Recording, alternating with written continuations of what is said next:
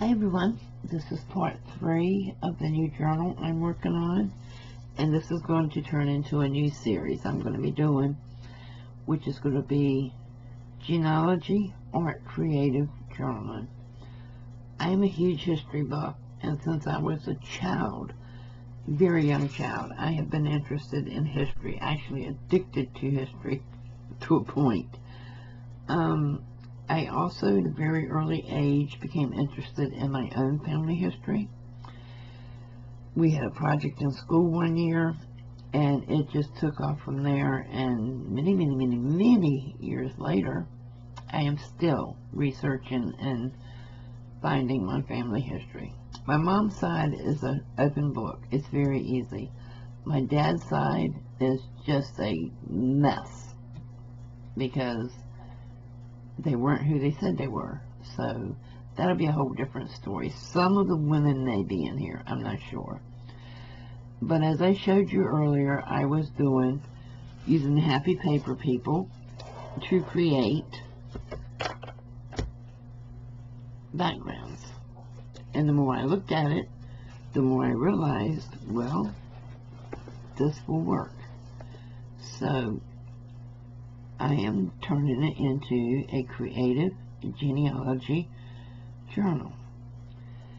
This is one of my ancestors. I'm not using Tim Holtz or found pictures or anything else. I'm using my own family in this entire works. And her name is Rebecca Jane Brinkley. When I was a little girl, I used to beg my mother to tell me stories about her childhood, her memories of her ancestors, and you know, her father, her father's father, and so forth and so on. Her mother, her mother's family.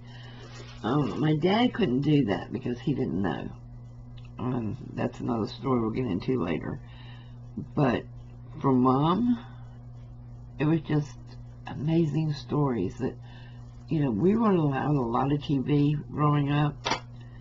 So when it's raining or snowing or really messy outside and we couldn't go outside, I would sit on the couch, cuddled up with my mom, and just listen to her tell stories for hours on end about her childhood and about the people in her family. Rebecca Jane jumped out at me immediately as a hero. She was a strong woman that anybody would be proud to call a family member and to model themselves after. Okay, Rebecca Jane was Mom's. Okay, there was her father, her grandfather, her great-grandfather.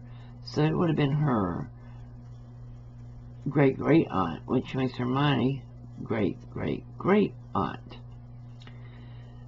But she's an amazing woman. And I needed suggestions at this point. Her great-great-granddaughter, Linda Ray Barker, compiled a story about her in August of 1978, and a lot of it is the same stories my mom told me. I'm debating, should I cut out sections, put them on a backing, and add them, and I have more pictures of her that I can do more page layouts for her. Or should I number the pages of who's who and put the number on here and put it in the envelope that's attached to the front of the journal. Right now I'm leaning toward cutting out sections, simply because I want the story to be there for future generations. But I'm going to tell you a little why she was a hero to me, even as a child. Let's see, Rebecca Jane Brinkley was born November 30th, 1840 in Mount Airy, North Carolina, to Thomas Brinkley and Phoebe Dawn Brinkley, D-R-A-U-G-H-N. She married Jesse Lee Barker on December 31st, 1859, about 2 years before the Civil War. Her brothers and sisters were all grown. Some sympathized with the South and some with the North. Thus, they joined the armies of their choice. Now here, her family history says Grandpa Brinkley was a shoemaker, not just a cobbler, but he made the entire shoe. Grandma worked with him and learned a trade. She made the shoes she was married in. Okay, I had heard the story that she did make the shoes she was married in, but I heard, and the census shows, that Thomas Brinkley was a blacksmith and a shoemaker. So he was not just a cobbler, he was a blacksmith. Okay, if you come further down, it says, after she and Jesse were married, she still worked with him in the shop. And I'm assuming she means her grandfather, or her father. Grandpa did not list, though he was in sympathy with the South. Jesse worked in his blacksmith shop and hid whenever the officers reported in the area. Now, when they say Jesse worked in his blacksmith shop, I'm not sure if they're referring to Thomas's or Jesse's, but I'm going to assume they meant Thomas because he was the one that owned the blacksmith shop there in town, and I can't see them having two. It was a small town even back then. So he hid whenever the officers reported in the area. One day they caught him.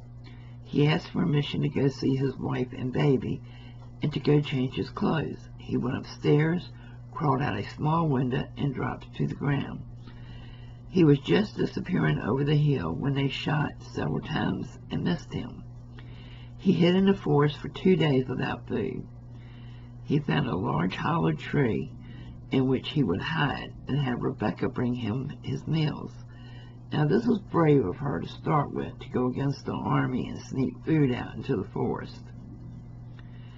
She prepared the food and tied it in her hoop skirts. Then her dress was tied to cover it. It was then left in the hollow tree. One day, on her way to deliver her precious cargo, she spied some officers on horseback. They also saw her. They advanced immediately toward her. Frightened, she gathered up her front apron and pretended to gather the wild beans that were growing abundantly. They questioned her.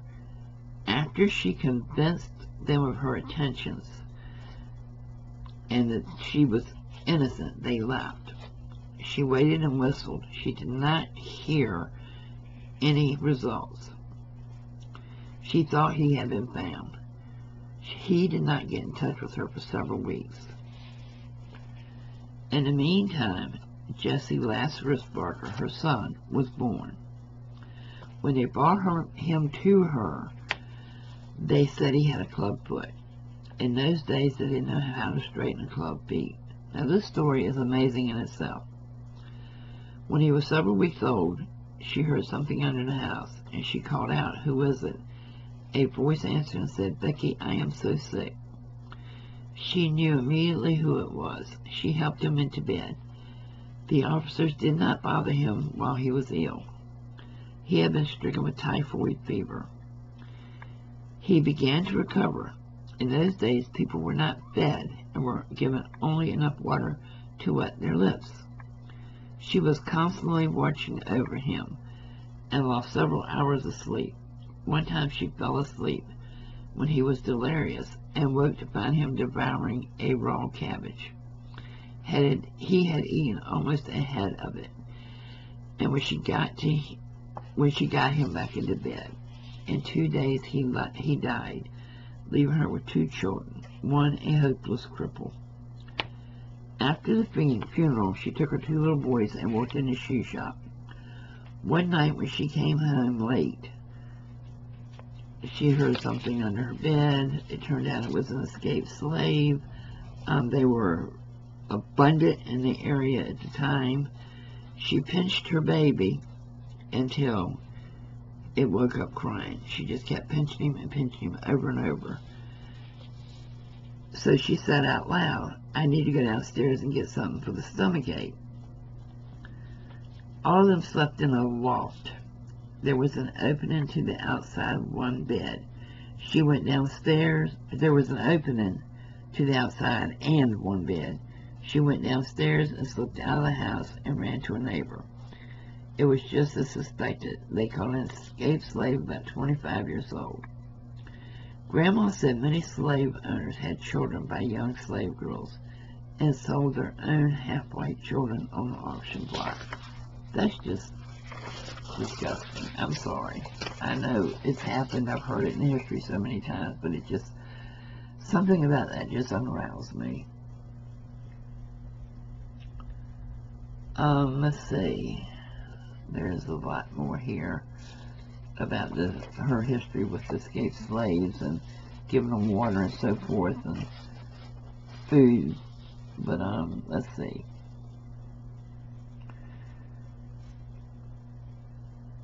She came from a large family. Some were married, some sided with the North, and some with the South. Most of them brothers-in-laws and cousins. Several did not return. Those in the South were reduced to near poverty by the time the war ended. Grandma did odd jobs and anything to get enough food. It was then that they went to the shoe shop carrying little Jessie and leaving little Rufus, who was her other child. Jessie was 3 years old and had never worn a shoe. Just a sheepskin hide moccasin wrapped tightly on his one leg. She carried him on her hip and led the other little boy. They would play around in the place where she was working until her work was finished. She could make a shoe from the sole up. She even had an outfit that she used when she arrived in Peyton. Anyway, making a long story short, there's so much history here, but she was the first member of our church, and on that side of the family, a lot of them joined the Mormon church. But she traveled with her 2 children to Utah and became a member of the Church of Jesus Christ of Latter-day Saints. She entered, now this part I did not know until reading the story, that she entered into a polygamous marriage. And it gives the name of a couple of the early elders of the church back in 1869 that she was speaking with before joining the church. Elder Henry Boyle and the Elder Howard Corey. If any of you recognize those names, it's your family history. But yeah, this was in 1869. And within 6 months of meeting the missionaries, as they were called, she joined the saints going to Utah. Her fathers and sisters were so against it that they stole Jessie from her to try to stop her, but when they realized they couldn't, they gave him back. She carried Jessie on her hip most of the way to get to Utah. My side of the family story was she was part of a wagon train going. And here it says that she took a train, so I'm not sure which side is right. It doesn't really matter. She went, she became a Mormon.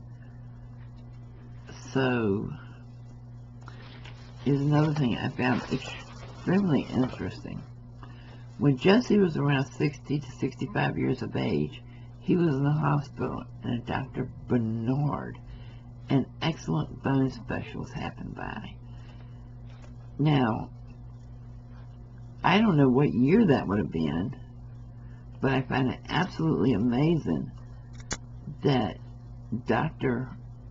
Bernard, an excellent bone specialist, is the same name of the doctor that did the surgery on my sister. And he was a bit old then, and also evaluated me for surgery. We were born with funnel chest, which means you don't have a breastbone to cover your heart. She didn't have any at all. I had to have 2 surgeries to build one for her. I did have a partial one, which did cover my heart, so I never required a surgery. And I still have it, I mean, to this day. So, I think Mr. Searles is the one she married. It may have been Daniel, but she married 2 more times. Yeah, it was Enoch Daniel that she married that was the polygamist, and I am just blown away by this. But the first wife did not like her. She made life very hard for her, and her 2 children had to live in a very tiny room and just were barely given enough food to eat, and later found out that Enoch Daniel also had a wife in Denmark he had left, and she made her way to the United States, finally finding him. And, you know, the other 2 wives didn't know anything about this wife, so, hey, it happened back then, too. But, yeah, I found it fascinating. But you'd be surprised at how much history does repeat itself in your family. And the more you read, the more you find. Now, supposedly my grandfather was very, very fond of Rebecca Jane. Why, I don't know. She would have been his great aunt, I believe. But he really was very fond of her and told a lot of stories about her life. And that she was a very strong, independent woman. Now, my grandfather, being raised in the North, he didn't call us strong women. He called us pig-headed, mule-headed, stubborn women. But there are a lot of women in my family that have survived so much. Let's see. Rebecca had a sister named Suzanne. My mother wanted to name both of her daughters Rebecca Suzanne, and my father nixed it, said she wasn't allowed to. I wanted to name my daughter, my only daughter, Rebecca Suzanne. Her father nixed it. As a matter of fact, her father's 3rd or 4th cousin was one of the nurses that I had in the hospital. And she came in and said, she looks just like my daughter when she was born. My daughter's name is Amy. I think you should name her Amy. So my daughter's father said, yeah, I think she does too. You give me a break. She doesn't look a bit more like Amy than I do. But anyway, he named her Amy. And because they discovered that I had a tumor in the uterus when she was born with her, I was pretty much in and out of it. But I insisted Melanie be her middle name because I wanted to name her after my youngest brother, Mel. Anyway, he filled out the paperwork and put down Amy, Melancy, I don't know. His handwriting was so bad that her birth certificate came in Amy, M-E-L-A-N-C-Y. How in the world? I don't know. But she was a junior in high school when I paid to change her middle name to Melanie, because there was no way I was going to have my child walk across the stage and have that name called out. But I really wish I could have named her Rebecca Jane, because she is a very strong woman and independent, and naming her Rebecca Jane would have just been, I think it would have just sealed it to her.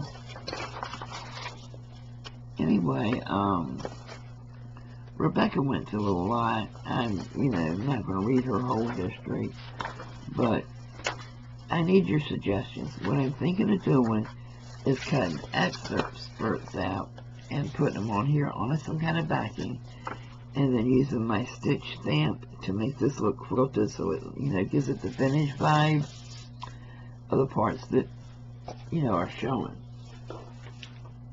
And I'm limited to my right hand right now, so it's taking me a while to do these. But I really would like your input and your thoughts on how you would continue this background. Would you put excerpts in here? Would you write some of the information on tags and glue them in here? which, you know, I'm not real sure about because tags weren't around back then. I really want to do the stitch look to make it look quilted. Now, there's another thing about Rebecca Jane. She was great with her hands. She took the raw wool that had just been sheared and spun it and weaved it and turned it into yarn. She knitted, she crocheted, she sewed, she made her own clothing. She could make her own shoes and her family's shoes. She farmed. She grew her own food. There wasn't anything really that I could think of that she couldn't do, because if she told herself, I can't do it, she did it. I mean, she was married 3 times, which is another story, and it may be more pages for her in this book. But what are your thoughts? How should I continue the background? How should I put the information on, or should I just put the information in this envelope that's attached to the front for each person and number them? Should I just do a 1-page layout for each person, or 2-page? But doing a 1-page is going to limit information I put about them. Some of the women I will have more information on. I may include some men. There's not a whole lot of men in this family that I would consider heroes on either side. So, you know, to me, Rebecca Jane is someone everybody in our family, men and women, can look up to and say, well, look what Rebecca Jane overcame. Look what she did. Back in those hard times, I can do it too. My next person I'm going to work on, is going to be my grandmother. This is her in the white. I need to redo the picture and lighten it up, because for in here, I'm just printing them out on regular copy paper, because I don't want the gloss of paper. But she had a struggle. And this is her wedding picture, and this is her sister, Inez Anderson Foster. And she came to her wedding all dressed in black, so that should have been a warning to her to run, but she didn't. But, yeah, this is going to be my next person I include as soon as I lighten up the picture and reprint it. And my mother's, of course, going to be in here, and, you know, things that I know of her life. And when this is all said and done, I want to pass it on to one of my nieces who is a strong woman who's into our family history. And I know we'll pass it down to her daughter, because I want to keep it going as women that overcame the odds and came out on the other side better. So, what do you think? Should I do it as an art journal? I think at this day and time, it would be of more interest to the younger generation if it's more creative, and they would be more likely to keep it and pass it down. So tell me your thoughts, okay? Put them in the comments below. I appreciate your input. Thank you. Bye-bye.